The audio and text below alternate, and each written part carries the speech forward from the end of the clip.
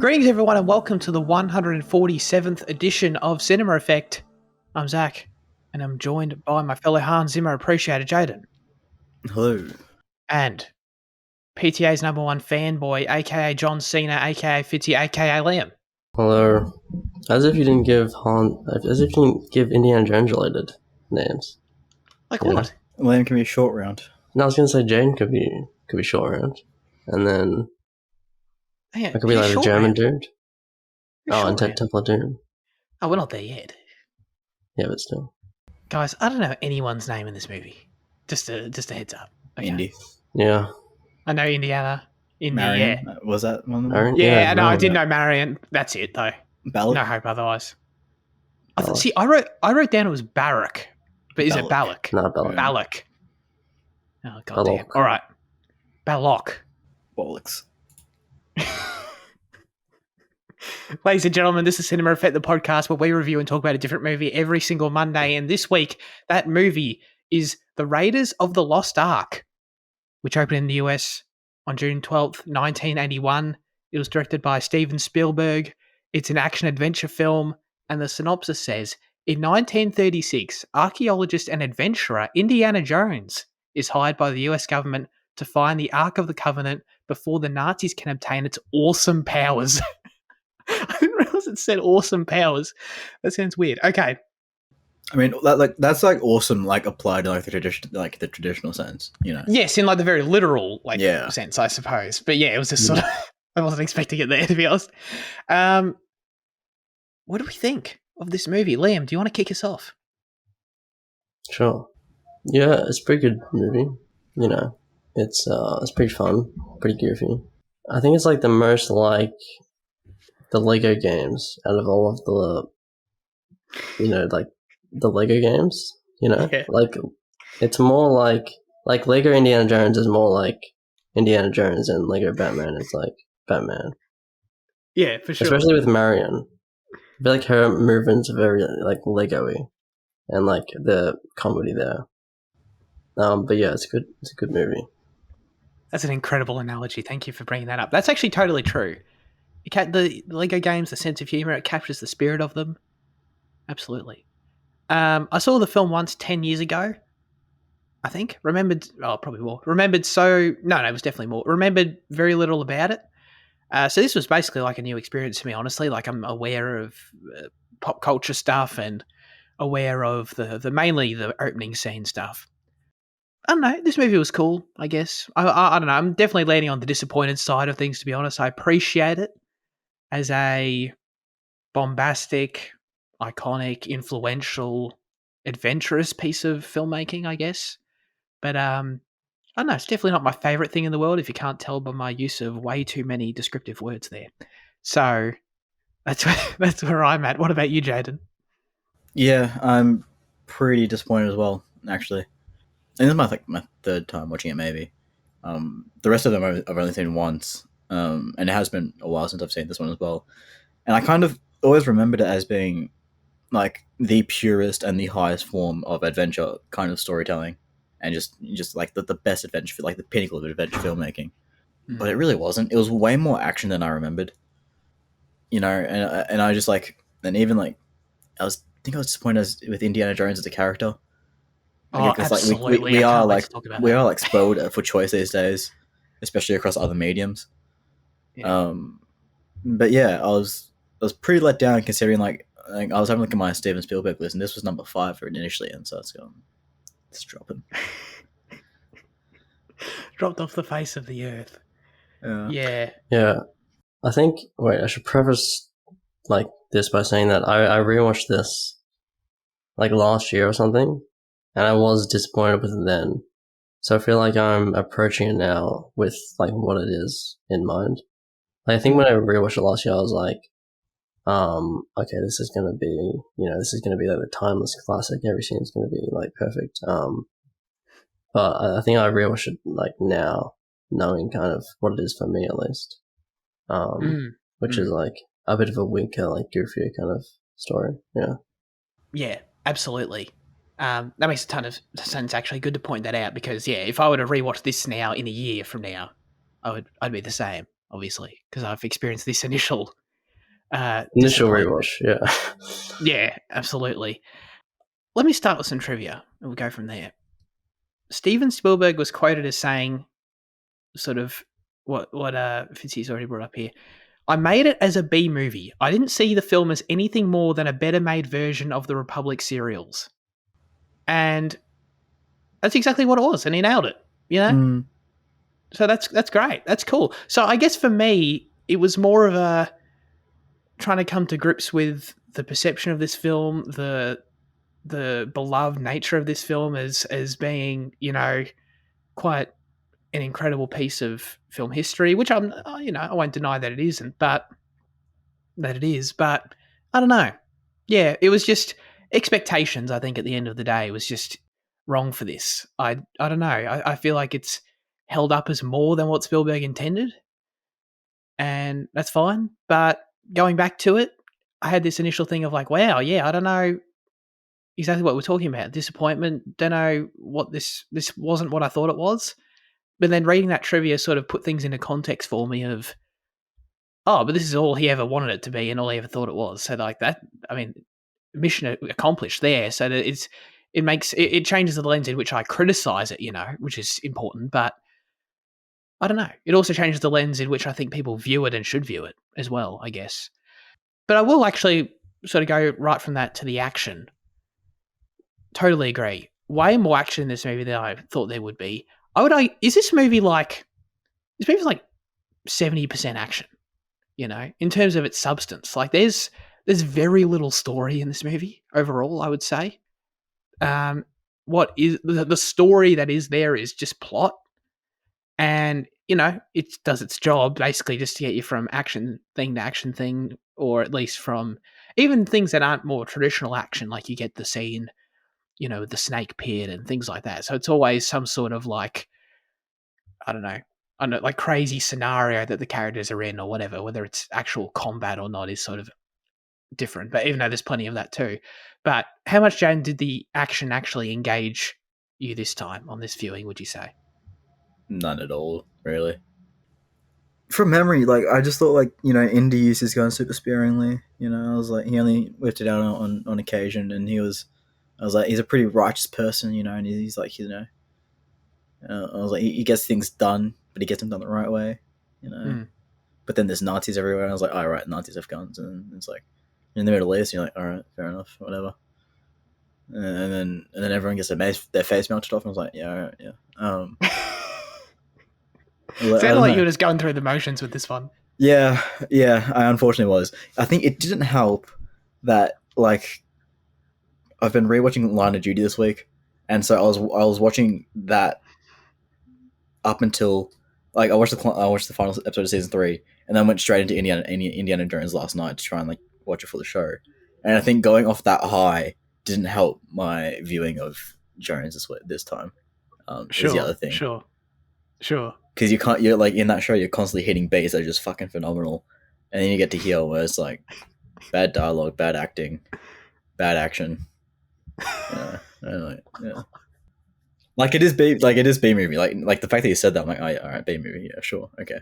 Yeah. I love all the hardcore indie fans that are like, wow, what's this podcast episode on my favorite movie? And then they just click on this. I'm sorry, guys. I thought I would be the lowest here, honestly. I thought you guys would, like, love it. Or, like, say it's great. I don't know. Yeah, we are spoiled for choice these days, like I was saying earlier, but, like, I just think even looking back on the Tomb Raider film from 2018 or whatever with Alicia Vikander, like, I think I prefer that as your kind of, like, grave-robbing action kind of adventure now. And I think because the mystery is better in that. Like, the mystery of this movie is pretty shit, to be honest. Oh, it's terrible. And, like, that's why, like, the adventure isn't engaging, because, like, although it is not, like, you know, like, it's hardly there, but when it is there, like, it's just not interesting either, you know. No, I totally agree with that. This movie's got way too much plot dumps, you know, and none of it's very. I don't know. I just feel like this movie spent like 10 minutes trying to tell me why the ark's important, and I mean, it was cool. I did like at the end when that scene where, you know, we see it at its power. Like, that was kind of neat. But it's awesome power. Yeah, it's all Epic power.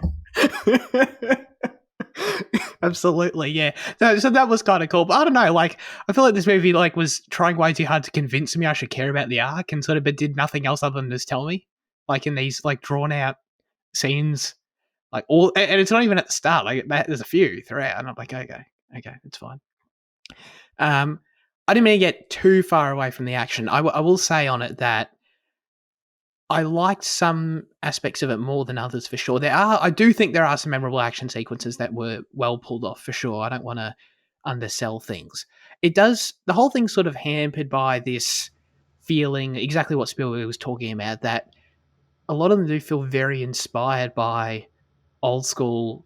I'm not a film television historian by any means, but what I would sort of imagine to be like 1950s television serials, like some of the action, some of the goofiness, that action sequence shootout in the burning bar, like that one it looked cool. Like I liked the setting of it. I liked how the bar was burning around them. Like that's all, and it was all well shot. Like it was cool.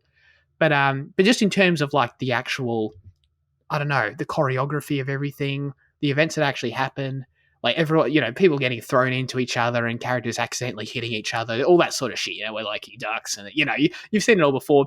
People getting thrown objects across the room and knocking them out. It's definitely leans more into that goofy side. I don't know, I guess you would describe it as like Slapstick. Slapstick, absolutely. And Jake described it as, oh, this is like Looney Tunes like style action. I'm like, yeah, for sure. That's what it is. And there's still some blood. There's still some violence in it as well. There was way more blood than I expected. I was like, he gets shot in the face. And I was like, you got like blood coming out your body and shit. And I was like, jeez. For what the action actually like is physically, what they're physically doing to each other, there actually is quite a fair bit of blood. That's totally true. So yeah, no, like I again understanding the intent. I appreciate that. I think it's well done in terms of those specific hand-to-hand sequences. But yeah, I don't know. I understand the appeal. I just find it quite corny. It's the same thing with in those scenes. I guess I'm specifically talking about the burning bar scene and also the initial Cairo scene where they're running through the streets. So it's basically Aladdin. Again, Aladdin came later, but those two sort of the way the action pans out in those two scenes in particular, they do. I was reading this. I've got a John Williams book, and I was reading about like the history of film score and stuff. And there's the technique, which I was learning. I didn't know how it was called this, but Mickey Mousing in film music, where the score is meant to reflect the physical movements of the characters. There's these scenes in the movie where like I don't know, it's like the music does the action, like so, like Indy punches and it goes, or whatever. That was a terrible. You understand? The score works with the characters' movements throughout, and it's doing that sort of thing. And I think I don't know, like I appreciated it viewing that through like a historical lens. The trivia helped it, but I just think it's corny watching it. I don't really enjoy it per se. That's a good point about the music. Although, I mean, the soundtrack by itself is the way they reuse the indie theme, I think is really great. But yeah, the music matching the actions, almost like diegetically, is kind of very like Scooby-Doo-ish, especially when like they're running like they're carrying Marion through the back alleys in the basket, and she like appears here, and then she's like running here.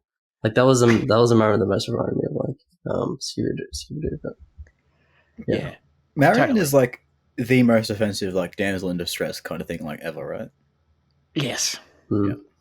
And you know what's funny about that actually? Like her initial scene, it makes her seem in like the bar. Yeah. I'm like, this, it's 1981, and I know, I was like, damn, Stephen, like this is a pretty cool female character right off the bat here. Like she's drinking off against this other guy, and she like owns her own bar, and she seems like a badass. Like, this is cool. And wow, they just they did not follow through at all on that, because I don't know, like that was a strong initial characterization, but then it just went into plot device for Indy pretty quick, I think. I don't know, man. Like, is the whip's just kind of lame, right? Is that just me? The whip. It doesn't The really whip, do like, much the way in it's this movie, does it? Not a ton, but there's that scene right at the start. Like, it's used a bit in the action. There's that scene right at the start where like Indy uses it to whip the guy's gun out of his hand. I think. Mm. Oh, yeah. I think he does that. I don't know. I just think it sucks. I don't understand it. You don't like the whip? No. I mean, maybe I'll like it more in the future. I really don't remember. But like, its use in this film was just like, I feel like it should be cool, and it's just not. Like the way that specific like when he does that the first time, the way it's cut together is just really awkward. It's just like, damn. Like, No, I'm going to make a stand here. The whip is cool. Okay. I'll stand I was with just- Liam. Wasn't believable at all, though, right? Like, how could I don't even understand how he did it. Oh, How do you whip? he has whip skills. It's bullshit, man. It's bullshit. I don't know. That's like cartoony shit, I guess. What are some the other key action scenes? Well, how do we feel about the plane fight? This is quite an iconic one, I think, overall, where they're ducking and weaving, climbing over the plane. Really well shot. This is probably my favorite of the more slapsticky. Because I think it's still overall a bit slapsticky, but it's well done. Like, all the scenes feel iconic, but I wouldn't call any of them, like, great, I guess. Totally agree with that. Yeah. This one does feel iconic. Like, maybe in film history they're great, but yeah, like watching it in action, through an action perspective. Yeah, for sure. I thought it was clever, like, the characters moving around trying to avoid each other, and then, of course, like, I correct me if I'm wrong, but I think, at least standing out in my memory, like, I always remember when the guy gets, like, completely chopped by the propeller at the end. That's like the iconic part of it that always sticks out in my brain. And that's still cool. Like, I like the build up to that. That's all neat. But yeah, I don't know. It was still in the same vein as the previous stuff, even though it was well done and it was at least a bit unique. Like, the idea of climbing around the plane and shit while it's moving is pretty cool. I will actually make a stand. I mean, you guys will probably agree with me anyway. I don't want to make it sound like I'm the only one who thinks this, but the by far the best action scene in the movie, and the only action scene in the movie that, like, I genuinely thought was really cool, outside of just like all the other caveats that we've been talking about of like, oh, it's cool for history or whatever. But like, the thing that I thought was genuinely still cool to watch in 2023 was this whole truck chase scene in the, I guess it's like in the end of the second act, I would say. This whole thing, if I was watching this in 1981, that probably would have been one of the best things I've ever seen on screen. It was very well done. The evolution of it, like, just all the, obviously super clear, and this is one thing that I really enjoyed about it as well, super clear that how inspired Uncharted was by this scene, because there are like 5 action set pieces throughout the Uncharted series that you can see the inspiration of all the trucks getting knocked around and driving off, and there's even the exact same thing where Indy is like holding onto the rope at the back of the truck, and that still looks amazing. I don't know how it looked like it was done completely practically, which is awesome.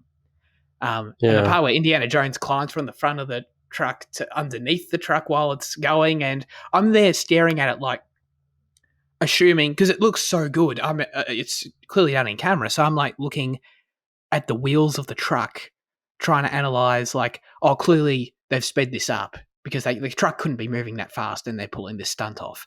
But the truck was moving pretty damn quickly. At least, I don't know if there was some other trick I'm not seeing, but like, I was like, damn, that came together really good. I was trying to look for the holes in that, especially it being so old. But I couldn't really find any obvious ones in terms of how the movement of that. And that's it. No, I doubt it's Harrison Ford. Ford. Yeah, but just it was someone though, and even that I was like, holy shit, looks pretty damn cool. So that one I'll definitely stand by as being a standout, like definitely one of my favorites. I don't know if you guys feel the same way, but it was cool. Yeah, I think that was like when I was most engaged. I think I like took a note of when I loved that moment, or like a moment when I was watching that. I think that was like the peak. Yeah, it probably is the best action, but like I like memory's still a bastard, because like I remember that scene being like way more expensive and way bigger and kind of thing. Yeah. So like I feel that. You know, like I feel like I remember like they're in the fucking jungle and they're swinging around and shit, and like I felt like it was like a lot bigger than what it is. Like it's like, yeah, you're right. It's still impressive. It's still probably like the best the action does get, but you know, yeah, memory. Yeah, memory sucks, man. I love your idea though. Like, they should have been jumping from rope to rope back onto the next truck. That Just do that. That would have been great. The whole thing reminded me so much, and as I mentioned, very obviously, the parallels are very deliberate, obviously, but like the whole thing.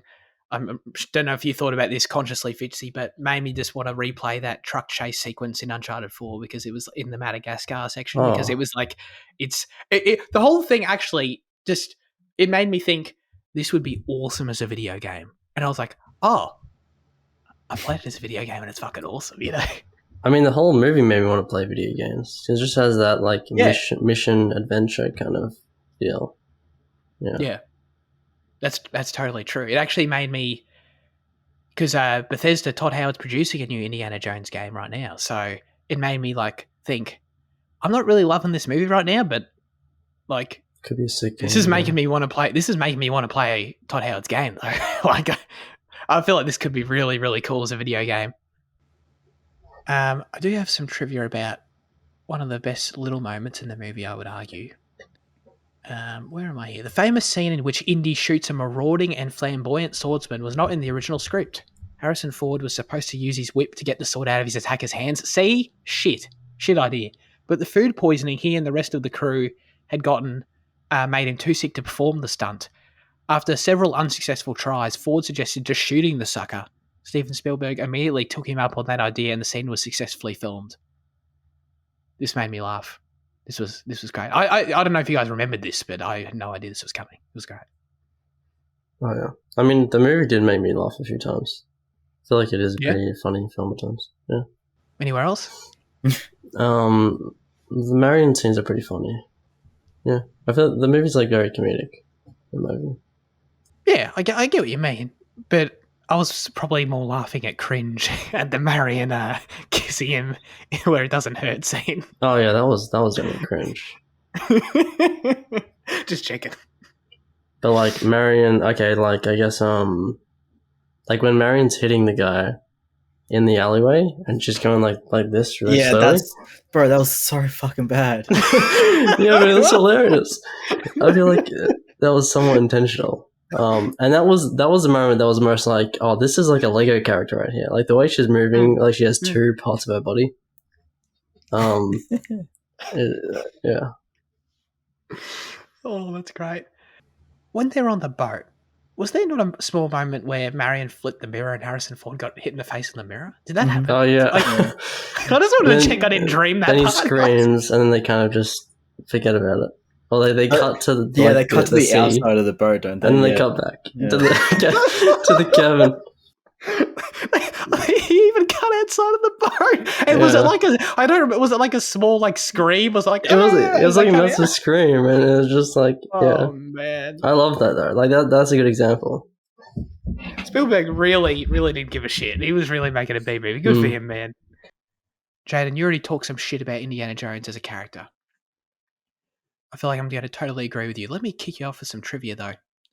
Steven Spielberg and George Lucas disagreed on the character of Indiana Jones. Although Lucas saw him as a 007-like playboy, Spielberg and Lawrence Kasdan wrote the screenplay, felt the character's academic and adventurer elements made him complex enough.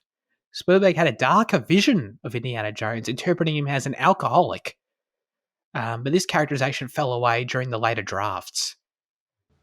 I feel like, to me, when I read that, sounds like there's a lot of hodgepodge ideas of who Indiana Jones should be from the different creatives involved, those three men individually. And we're sort of left with a weird amalgamation of them all that leads to sort of nothing. I don't really understand who he is at all. I mean, this dude's a university professor. Like, yeah. It sounds like... Is that? He's shooting Nazis as a lecturer, you know? Like, he's okay to watch, but, like, he's just not... Like, there's not much to him, you know? Like, women like him, Nazis hate him, you know? It's like, That's the pitch. Yeah, pretty much. I guess he's very, like, Bond in that way. Like, those characters. In that way, yeah, sure. But, like, I don't know. Like, looking at other adventure protagonists, I just don't think, like, in this one at least, Indiana Jones doesn't have anything to really carve him out that isn't his outfit, you know?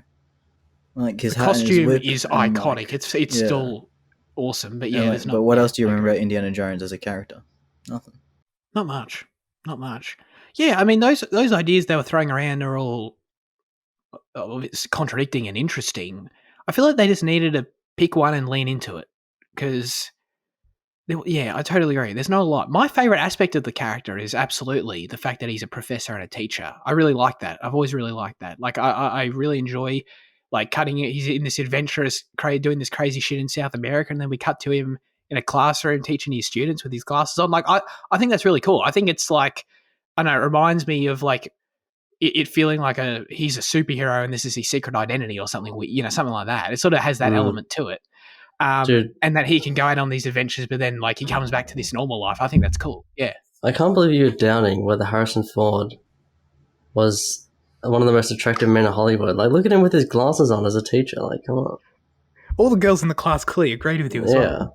Oh man, but that's actually a great example. Like, I like the dichotomy of him being this professor, but then also goes out and does all this crazy shit.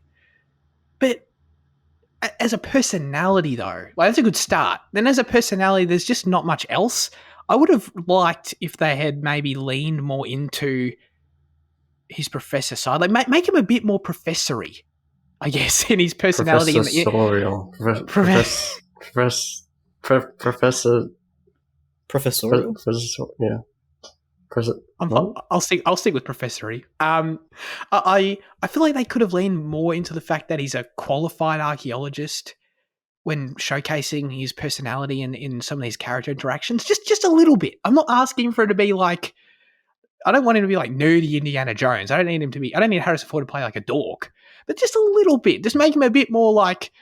Have a couple lines here and there where he's like doing some science. He's an expert in the field. Like I sort of just forget that he's an actual qualified archaeologist because he's just in these crazy situations and he's just I don't know, he's just here. Like, yeah, it's lost a bit, I think. I don't think the two characters feel like the professor character and the adventure character feel like melded together that well.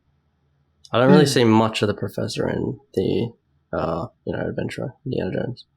Yeah, good point. That's totally true, and I guess that's what I would have liked. I would have liked a bit more unification there, to see that other side coming out, because that honestly was my most enjoyable aspect character-wise for him.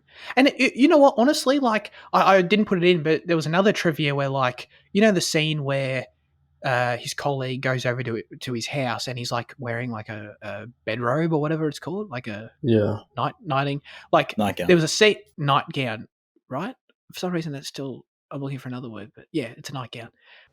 There was a scene that was cut there where he's wearing that because he's like, he was sleeping with there was this other young woman that was there, and then the guy knocked on the door and then he came in, and then like that's the reason he was wearing that at that time, and they just cut the scene where he was like sleeping with this other girl. And like was it the girl with the love you on her eyelids, or is it probably. But that specific aspect though of like him, I don't know, the love you on the eyelids is like, it was funny. But then I just never saw it again out of the character. I wish they'd even that, you know, the professor side, but then also like the aspect of him being like this really hot guy that everyone wants to be with. Like I don't know. I feel like even if that had come up a few more times and they'd played into that a little bit more with the character, that could have been fun as well. But yeah, like he's not much of a playboy as Indy either. Like they do have like the different girls in each movie, which like kind of mirror like Bond girls, but like he falls asleep when Marion's kissing him, you know, and Marion even comments on that. So it's like, yeah, it's strange. Yeah, I don't know. Even if it was like he's this professor guy who everyone's super attracted to, but he's like, he's not really into that, and he's like just focused on his work and stuff. I don't know. Like I feel like I'm just like trying to define a stronger character for him than we actually get, because there's little pieces, but yeah, I don't know. Needed a stronger characterization, I think, overall. But yeah, Jane, you're totally right. The costume is so iconic, and it's still incredible. Maybe like, straight up. Maybe he's just like someone who's just focused on the grind. You know, when he's at uni, he's focused on the study. When he's out there, he's just focused on getting the artifacts. You know, genuinely, like I think that'd be cool. But isn't that what he is? Sort of, not overtly. Like I mean, I guess, but sure, like just because we can put that on it and it makes sense, but like it's not ever really portrayed as such explicitly. Who was some other character? Oh, we talked about Marion a little bit. What about the villain? So it was Balak? Balok. Well, he was the French guy, right? He was the French dude. But then, He's like a the French German, guy. I don't remember what like the Germans were called. God, no. Absolutely not.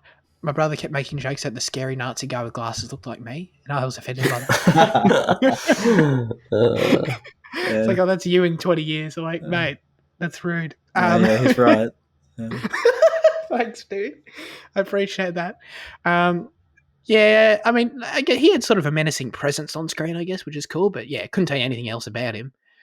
And in terms of Balok, he's meant to be like the main sort of foil, I would say, for Indy in the film. Yeah. He was fine. I feel like I like the idea of him being literally what he says, in terms of him being this self-confessed, like sort of darker version of Indiana Jones, who's like has similar interests and aspirations and goals, but like is willing to, you know, sell himself out to do it, or willing to do it by the easiest means possible, or, you know, for money or whatever you want to say. I like that idea, but like the only reason I know that is because the character just told me, and that was it. You know, I didn't really see it in any other actions he made throughout the film, any other decisions in the story.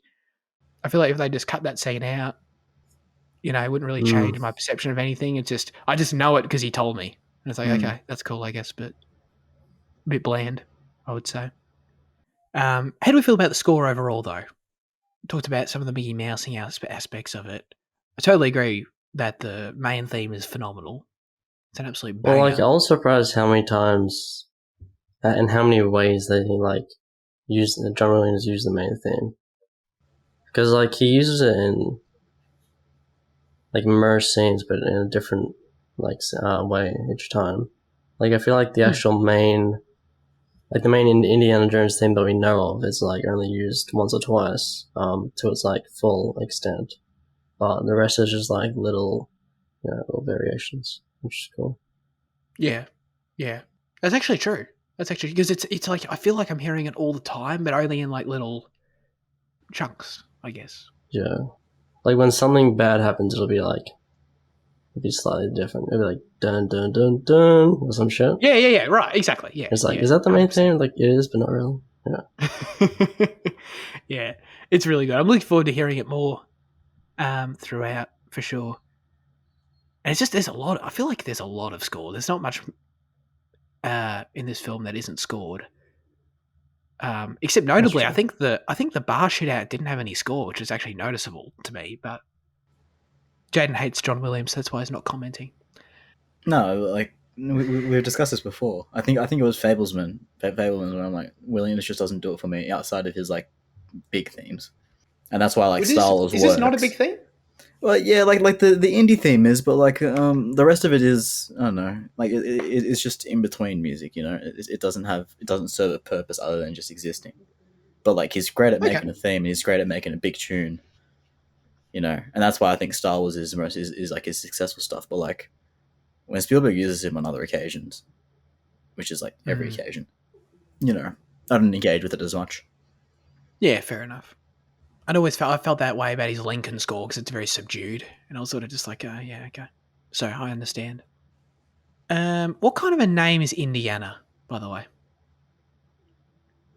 I've actually thought about this throughout my life. I know Indiana as a female name. Like I know a few Indianas that are girls. Yeah, but like okay, yeah. It actually came from Marcia Lucas's dog's name. Is where the name actually came from, Indiana Jones. So, yeah. This is just him showing his power over Harrison Ford to get him like to rope him into the role. And it's absolutely, like, you're a dog to me, you know. I can use you how I want. He had all these other ideas about much better names, but yeah, no, Indiana Jones. It's a weird name, but it's actually a good name. I like it. I'm not shitting on the name Indiana Jones. Please don't think I'm doing that. How do you feel about it being a period piece, and how the rest of the film had to then keep up with the fact that it's set in the 40s and 50s and 30s or whatever? Right, yeah. I was actually thinking of that because I forgot that it was like set that far back. Mm. And I feel like the 50s and 60s is definitely more defined in terms of aesthetic. It's more like easily recognizable. So when you look at the film and you try to place where it is, like the Nazis make it obvious, but apart from that, it's kind of it could be any time in the 20th century, kind of. Apart from the fact that there's no home telephones or anything, but yeah. I mean, I like the aesthetic, the period, I guess, but I don't think it's that it feels specific to any time apart from, of course, like the actual people in it. Zach? Yeah, I totally agree with that. Yeah, I didn't really remember, and I think that's one of the cool things about the film. Actually, I think it's cool that I don't know, for some reason I find it interesting when this is definitely will sound stupid, but when a movie is made in made say 40 or 50 years ago now, but it's set 40 or 50 years before that. I just find that interesting, the interpretation of that, and trying to, because I'm used to films being made now set 100 years ago or whatever, but it's just sort of, it'll be the same when people view today's films in 50 years, but I don't know, it's just sort of weird to me. Where's the point for you that it becomes weird? Yeah, good point. Because I guess I don't really. Yes, yeah, probably because, or maybe, yeah, probably because I don't really Indiana. What am I saying? Sorry, The Good, the Bad, and the Ugly is set in the 1800s. That's a 60-ish film, 1950 something. So, but I don't think about that in the same way. Because that's got the Civil War and shit. Yeah, that's weird. Yeah, I don't know. Probably the 80s. Yeah. So does that mean that this upcoming one is going to be set in the 80s? Oh man. Oh yeah. Isn't Crystal Skull set in the 50s? Is it? Oh, I think it might be. The fridge is very 50s. I think it is, because it's nuclear shit, right? Yeah, right. Yeah. So I guess this one would be set in the 60s. Because I know it's not the exact amount of time that Harrison Ford has aged in real life, but I wouldn't be surprised if they just play with that a little bit. Yeah. I don't know if they'd want to set in the 80s, He goes to see Indiana Jones in the theaters. Yeah, Harrison Ford could watch Harrison Ford. You could watch Harrison Ford. They made a biopic about me. Wow, yeah. Well, yeah, they could play it off as that. They could just, it's celebrating the life of famed archaeologist. They get meta. Oh my god. They go over Wachowski. That'd be crazy. Wait, I want to go back to the Jake saga, because I love this section of the show, the Jake the saga of his experience with Marion. Did he think Marion was dead? Is that what you were saying? Yeah, he didn't know. He was like, well, he initially went, oh well, she's obviously not dead, and then the movie sort of sat with it for 10 minutes, I think, and then he's like, did, yeah. Wait, is she actually dead? And I'm like, I tried to deadpan yes, she is. Yeah, she's dead. Yeah. It's pretty brutal, wasn't it? Yeah, it was gnarly. Yeah. These youth men, they don't have the ability to think, critically. Yeah. It was the worst fake out death of all time, honestly. It really was. Some more trivia here. The spirit effects at the climax of this film, this is when they open the Ark, were achieved by shooting mannequins underwater in slow motion through a fuzzy lens to achieve an ethereal quality. Oh, that's very cool. I don't think there's really any questioning in Steven Spielberg's kind of innovative ways of shooting things to make it I think Fablesman's kind of hammered that point home with his young filmmaking as well. Yeah. So yeah, that was a pretty cool thing. It was really cool, and this particular scene was a bit of a dot point, a bit of a highlight in the ILM documentary I watched last year, and how they pulled this off, and this was quite a significant effect for them as well. So, yeah, all that history makes it quite interesting. Wait, what documentary? It's called Light and Magic. It's the documentary about ILM and their formation. That they did all the effects, and George was pushing them at the time and stuff. Yeah, it's all very interesting. So yeah, I think that, and maybe that context improved it for me maybe a little bit, but I did find the scene quite memorable visually as well, quite effective. I'm not really sure what the religious I feel like they explained it a lot, but I just didn't. I was sort of zoning out or something. I'm not really sure what the religious law aspect of the Ark was that made it do that. What makes it burn people like that? if you don't keep your eyes shut. Did they actually explicitly talk about that?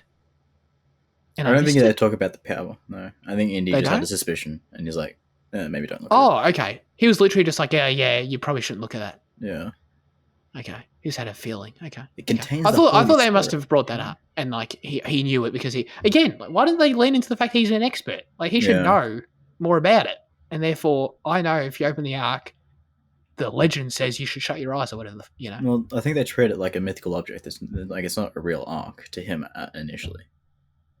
You know? Yeah. Wait, what do you mean? It's not actually like magical to him initially. I think he just treats it as like an archaeological dig, and he's going to find some gold casket. I think he actually expects it to have powers until Yeah. Maybe. Yeah. Maybe he does. I don't know. That's a good question though. Like, how much does he believe in? Because clearly in this world, this is a parallel universe where there's some magic shit, crazy shit going on. Clearly, so Well, it just I wonder also how makes he sense aware of that that he is. that the Jewish artifact burns the Nazis. Yeah. Oh yeah, 100%. Yeah, but I don't know. Like, I wonder. That's a good point, actually. But the fact that Indy couldn't look at it either. Yeah, that's what I was he is a thinking. Nazi.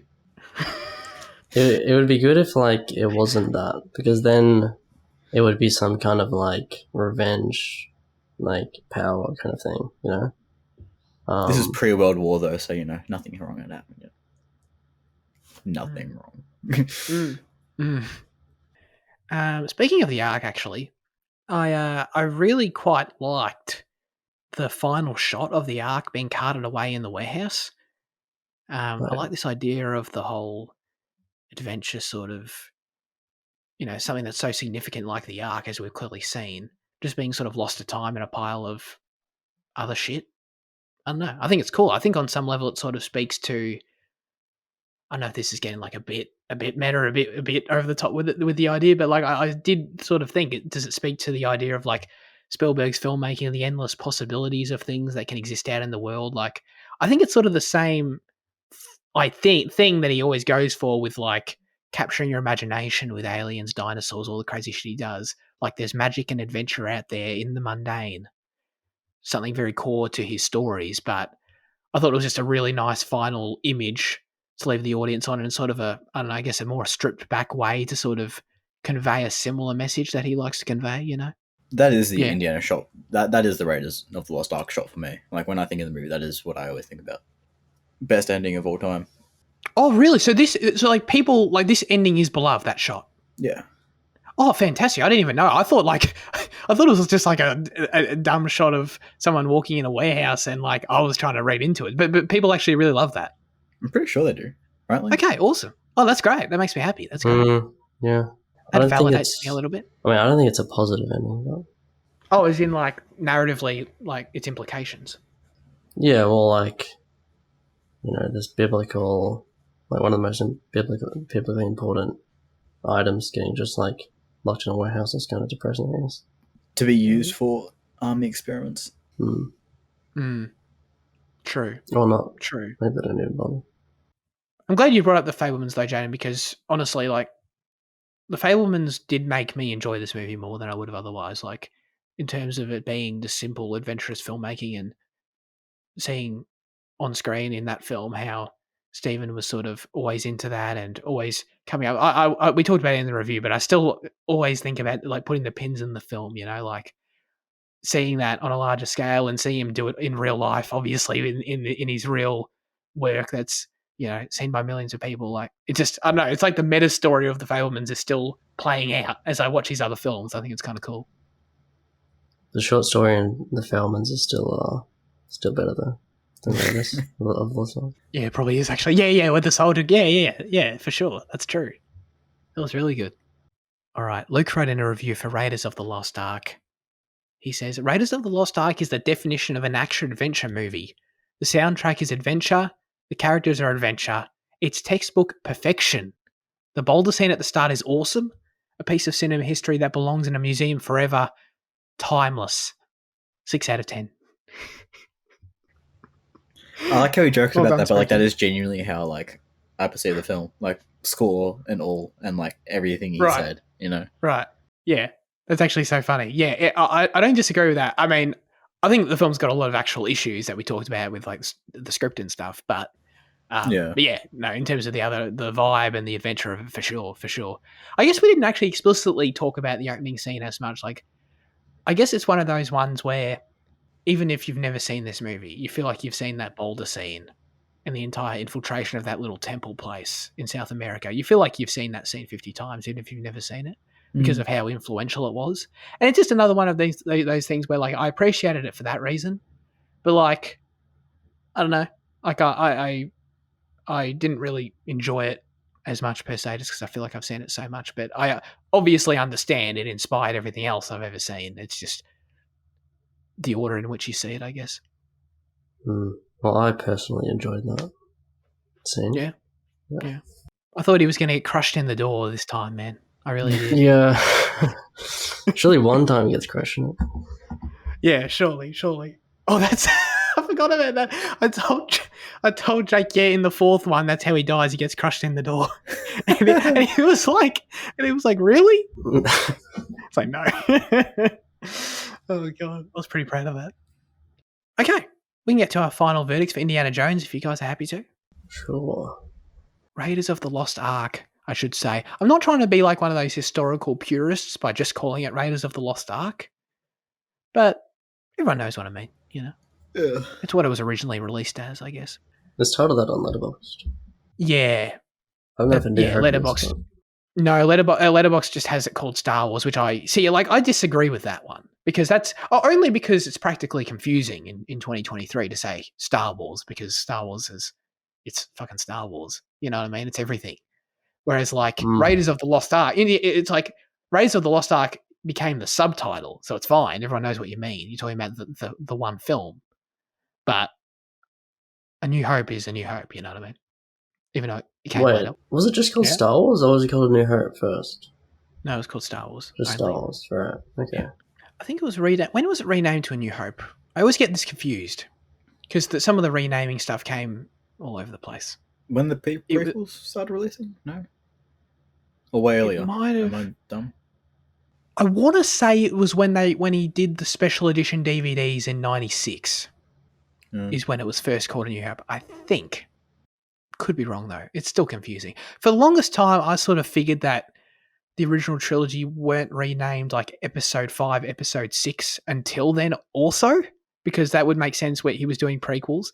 But I only learnt this like fairly recently, is the fact that Empire Strikes Back, when you saw it in 1980 in the theatre, it said Episode 5, The Empire Strikes Back, and how confusing that must have been. Oh. I figured it came later, but yeah. I knew it was called Empires. I don't know if it said Episode 5 though. It did. Oh wow. It did.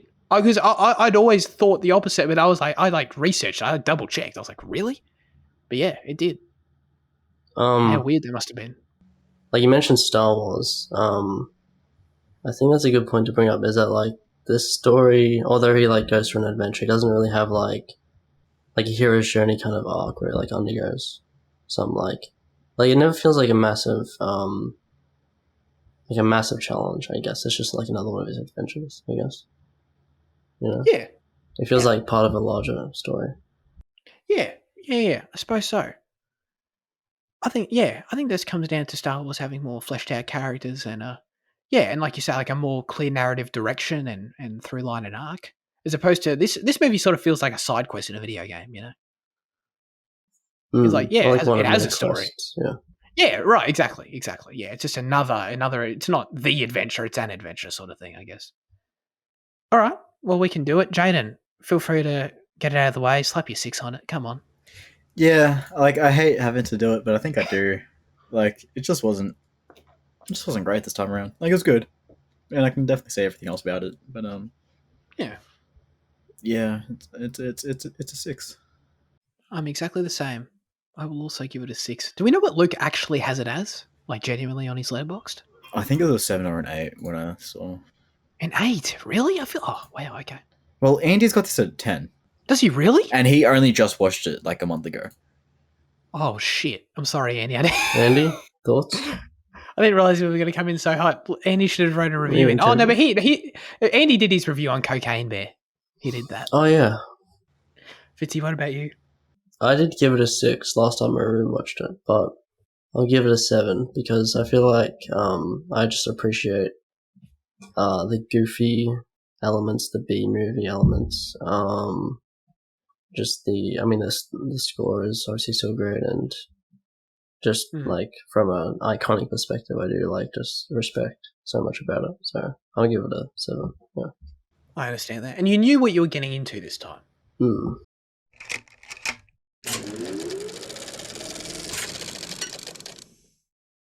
All right, let's do a quick news chat. Let's do a cute little Star Wars news chat because it's me and I control this shit. First of all, let me hit you with something, Jan. How do you feel about the Daniels directing an episode of Skeleton Crew, which they did? Apparently, they guest directed an episode of this show. Yeah, I don't really care about it. Oh, I thought you were going to be inflamed. I thought you were going to be just fucking riling. Like, I trust them because they did the Turn Down for What video back in 2013 or whatever. That's kind of like the pinnacle of their kind of like filmography. So knowing that they have that in their pocket, I'm like, okay. Sure. So they might direct a good episode of Skeleton Crew. Yeah. I'll make sure to give their episode 1 star, even if it's great. Yeah. Okay. This other thing, I don't know if you saw this week. We've talked about on the show before about Damon Lindelof's Star Wars film being developed, the script, him writing it and all that thing. In the never-ending cycle of Star Wars creatives leaving, Damon Lindelof has left the project. And at this point, it's basically a meme. But yeah, he left the project and he was replaced as the head writer of this movie, which is going to be announced in 2 weeks, by the way, at Celebration. The head writer of this movie is now Stephen Knight, who is the creator of Peaky Blinders. I got all these other credits here. He wrote that film Lock that Fitzy brought up the other day. Wow. He's written a shit ton of films here, actually. He's the creator of Peaky Blinders, the creator of that C show. The SEE, Fitzy, remember? Not the other way. The Jason Momoa one. Yeah. And he apparently wrote the film Spencer as well. So he's a British guy, got a lot of writing credits, and he's taken over Damon Lindelof. I guess my question... Lindelof left the project ages ago. No, he left it this week. Oh. But I don't blame you because everyone leaves these projects, man. It's like ridiculous. Jaden, how long until Stephen Knight leaves the project? Until they cut off his balls, probably. I don't know. We'll say. His creative balls, that is. That is. Oh, yeah. Yeah. Till Kathleen comes with the garden shears, They already cut off his actual balls, to be clear. Yeah. That's part of the initiation there at Lucasfilm. Oh, man. We'll see how this goes. This film's going to be announced in a couple of weeks, like I said, so we'll see what it is. And hopefully it's a situation like Rogue One, where the film has like 50 writing credits because people came in and out all the time, but it's still great, despite what Liam thinks. So hopefully it ends up like that, where it's like, wow, that was a great Star Wars movie, and then the credits hit and it's like written by 50 people. It's like, wow, they somehow did it. But you can only hope. When do they finally consult you for a writing credit? I'm NDA'd on that. They've already reached out. Oh. Anyway. Yeah, they saw my Obi-Wan reviews. They thought I'd make a great creative consultant in the writer's room.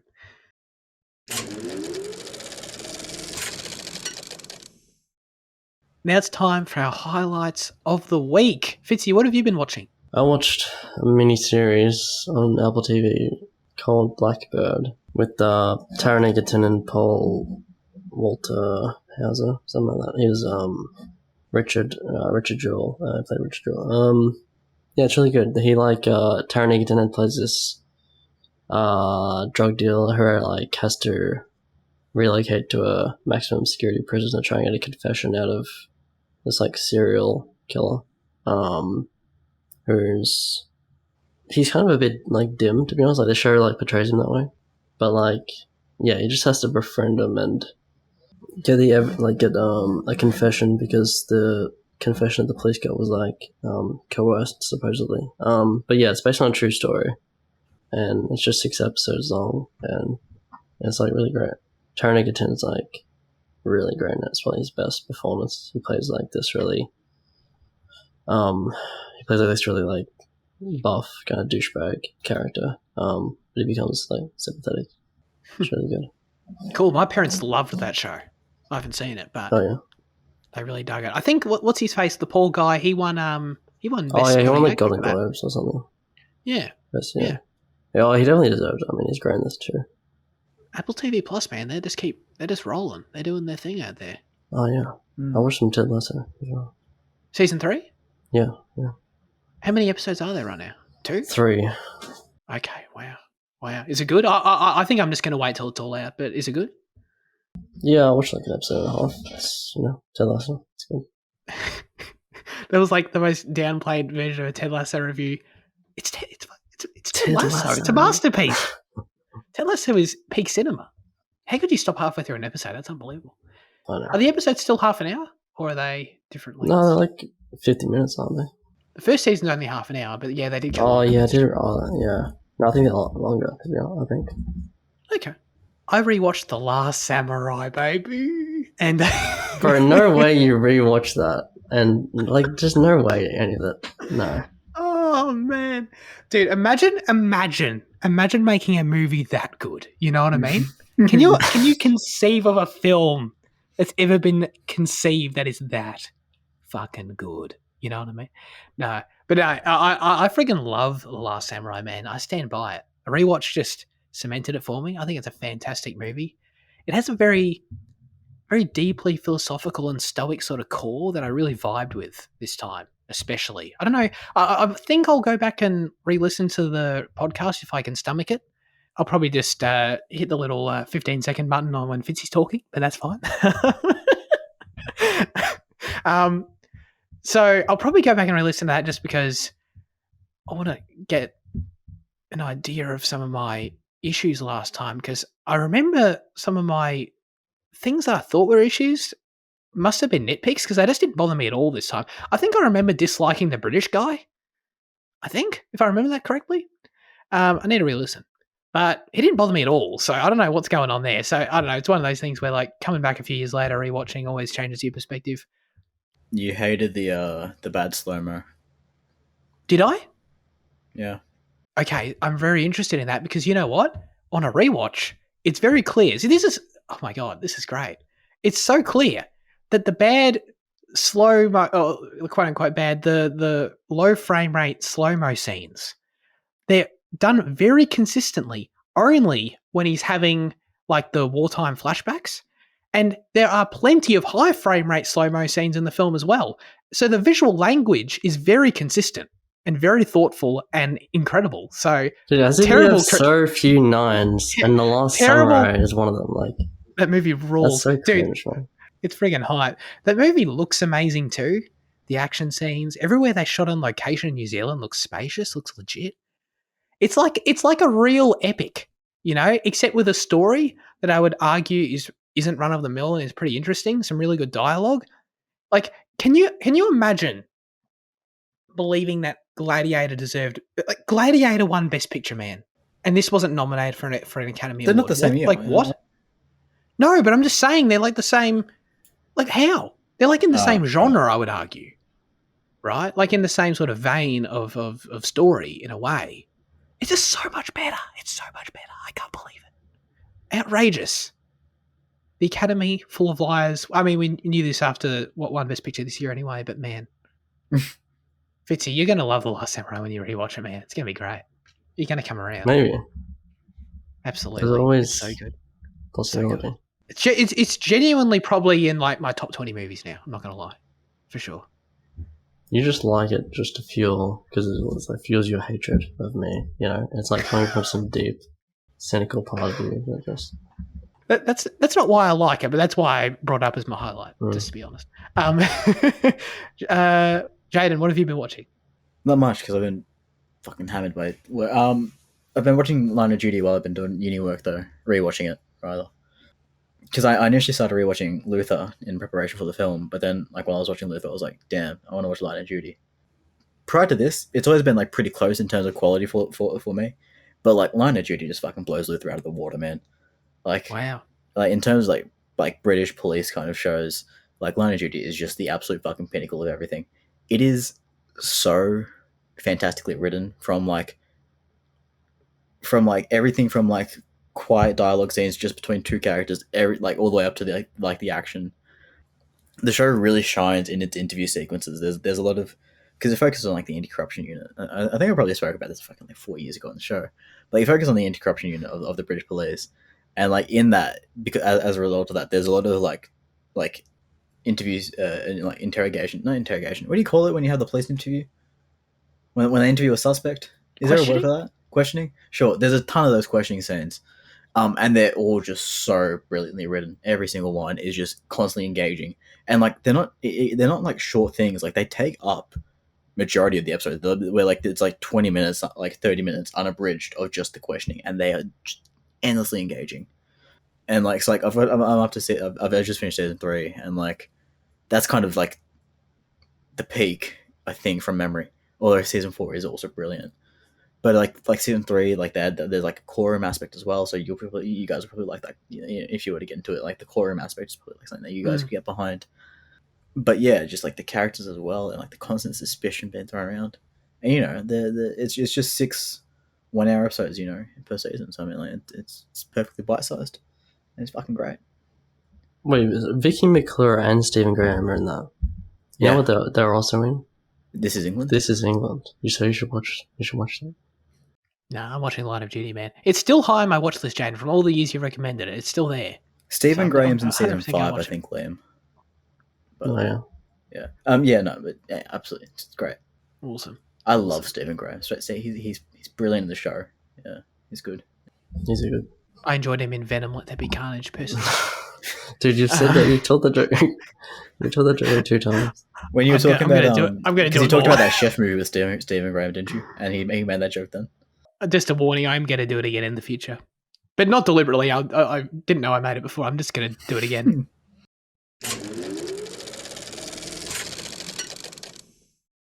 All right, now comes a segment where we hand the show over to you with our question of the show. Last week we asked you, who is the most attractive man in the history of Hollywood? Wow. Luke said, the correct answer is young Marlon Brando from On the Waterfront days, despite him saying he had class and was a contender. The incorrect answer is Timothy Chalamet. That TikTok boy, he actually says that TikTok e-boy needs a punch in the jaw. Damn. But I will, wow. But I will support, is that hate speech? But I will support Liam to say that Harrison Ford is attractive. Thank you. Harrison Ford's a handsome man. I don't want to get it wrong. I don't want to get it twisted. But like, was he deserving of the spark of this question? I don't know. Shit, I can't hear you. Hold on. Or did you try to open up Letterboxd all service feature? Jaden, can you hear me? Oh, I can hear you. Okay. No, I accidentally put the socket came out. The thing came out. Okay. Yeah, it's fine. All right. Andy says, the most attractive man in the history of Hollywood is Cary Grant. I especially loved his witty performance in His Girl Friday, which is a comedic masterpiece, by the way. I can't justify why he is the most attractive man to me, so I'll share a few GIFs here. Okay, now, do you want to describe this? Yeah. Discord exclusive no, you need to join the Discord exclusive content. This guy is handsome. I'll give him that. And I appreciate that both of these answers are like real history oriented answers there. You know, 1950s-esque people. Look at this guy. Oh, he's falling off a chair in the skiff. Okay, that's pretty funny. Yeah. I hope you enjoy my description of that. Liam, are you just gonna get Timothy Chalamet out of the way, or what are we doing? No, what? Hold on, I just want to get like Timothy Chalamet was around way before TikTok, and he was kind of like, you know, like you can't call him a TikTok e-boy when he was. Yeah, that's a bit unfair. Yeah. Yeah, and like he was beloved before then, was he? He started the ratty look, you know, like the rat face skinny thing, you know, like you can't say he's part of the crowd, you know, you can't group him as part of the crowd when he's the origin. Oh man, but is he okay? Despite the origin, is he a TikTok e-boy today? No. The TikTok e-boy has shifted. Okay, all right, fair enough. Liam, hit us with your answer. Okay. So it was pretty hard. I kind of nailed it down to 3. There's Jude Law, a young Jude Law, Christopher Reeve, and Ryan Phillip, who was Reese Witherspoon's boyfriend, he was in like Cruel Intentions and stuff. Oh yeah. I'll go with Ryan Phillip. I think he's the most like hot attractive, you know? Maybe not beautiful attractive, but hot attractive. So Yeah. yeah, that's my answer. I get that. I don't know. For me personally, I didn't find this very hard, to be honest. I really didn't. Just because I feel like I was scrolling through some names, and I'm just like, a lot of these people aren't really doing it for me, to be honest. Like Brad Pitt, I'm going to say it. I think Brad Pitt's overrated. I really do. Ooh, what? He's a perfectly fine looking dude, in my opinion. You know what I mean? I don't understand this about him being like this incredibly attractive man for the ages or whatever. Like, I don't know. He's fine. He looks. I mean, I love Brad Pitt as an actor. I don't know. So he looks fine. He looks like a cool dude. I don't know. I feel like we can do better, personally. You know. So I came up with. Jake Gyllenhaal is very attractive. I've got to say that for sure. I also. I gotta go with Chris Pine as well. I do. I feel like Chris Pine's a really handsome dude. Why is that one providing feedback? I disagree with everything you said, but okay. Really? You don't think Jake Gyllenhaal's handsome? Oh no, I do. I would just like reverse everything you said, like Brad Pitt over Chris Pine any day. Really? That's just me. Okay. I don't know. Like, especially when he gets around with the long hair these days. I don't know. He's fine. You know? Yeah, Brad Pitt's probably fallen off a bit. I'm not gonna lie. Yeah. I feel like, don't get me wrong, he doesn't look old by any means. But like, you know, if you tell me his age, I believe it. It's not like I can't believe how good he looks for his. It's not that. It's just like, yeah, he looks about, I don't know. Isn't he like 55 or some shit? He looks about that. 55 is no issue, I think, isn't it? He's 50, not like that clean 50, not 55, isn't he? I don't know. We're talking over the span of the lifetime, though. We're not just talking about. He's 59. Can you believe that? Actually, Bullshit. shit, maybe I take that back. He's 59. Oh my god. Oh shit, I'm losing my argument here. God damn it. No wonder he hangs out with fucking Andrew Dominic and Nick Cave all the time. He's fucking in the age range. Yeah, true. Okay, no. To your point about history, Fitzy, that's fair. That's fair. I shouldn't just be looking at modern Brad Pitt. Even still, though, a little bit overrated in his youth, in my opinion. A little bit. I'm not saying he's ugly. Okay. I'm not saying he's ugly, but I don't know. Anyway, Jaden, what about you? I think it's hard to deny the handsomeness of like old Hollywood, because like every leading man back then, man, it's just like they all look the same, but like, you know, they're all handsome. If we're talking about like over their entire lifespan, I think we got to go with James Dean, because he's got a natural advantage that he died at 24 and he was still handsome, whereas the rest of them all got old. Damn, dude. But in terms of modern day, like, I was having a look at like the actors I follow on IMDb, and I'm like, not really many doing it for me. I think George McKay is pretty handsome though. You know? Is he the 1917 guy? Yeah. Oh, Yeah, the British guy. Yeah. Okay. Yeah. I think he's got it about him. You know. Yeah. Okay. Oh my god!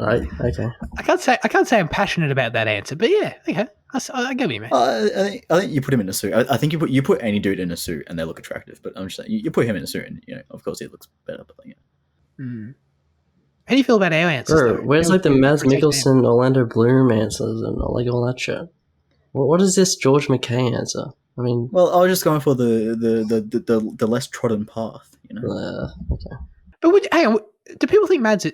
I guess Mads is sort of handsome. Yeah, I guess he is. I never really thought about him like that, I guess. The thing is, yeah. I think our perspective is very different to the typical perspective of the women, you know. Do you reckon? I just think that, like even if we were to try and like emulate the way they think, I just don't think we'd be able to get it, you know. Yeah, no, that's fair. That's fair. Because they just see things differently, man. We're not trying. I mean, that's probably why I've got my weird Brad Pitt take. But yeah. Well, the thing is, your Brad Pitt take isn't that weird, because a lot of the modern generation aren't fans of his appearance. It's more like your middle-aged women that still love him. Right. Like, so people, yeah. But like, you know, women our age, they don't. All the mums love him. Yeah.